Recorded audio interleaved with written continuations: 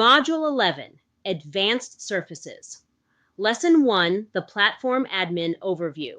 This lesson is for internal operators, not customers. The admin surface lets a platform administrator work across tenant boundaries, support escalations, partner comps, beta upgrades. Its design rule is simple. Every override leaves a receipt. The admin tenant's page lists every workspace on the platform: name, slug, plan, status, member count, and subscription state. Search by name or slug to find the workspace a support ticket is about.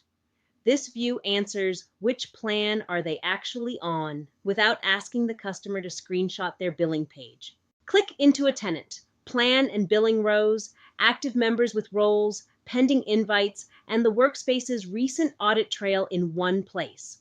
This is the support ride-along view. You see what they see without signing into their account. The actions are deliberate and few. Create a tenant for comps and betas. Set a plan, bypassing checkout, knowing Stripe events will overwrite manual overrides on the next webhook.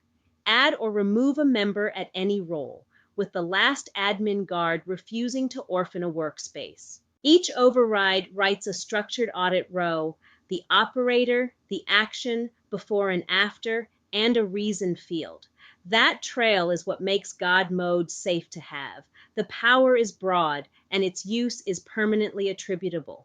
Use the reason field like a commit message. Next lesson, multi-tenant switching, how operators and customers who belong to several workspaces move between them. See you there.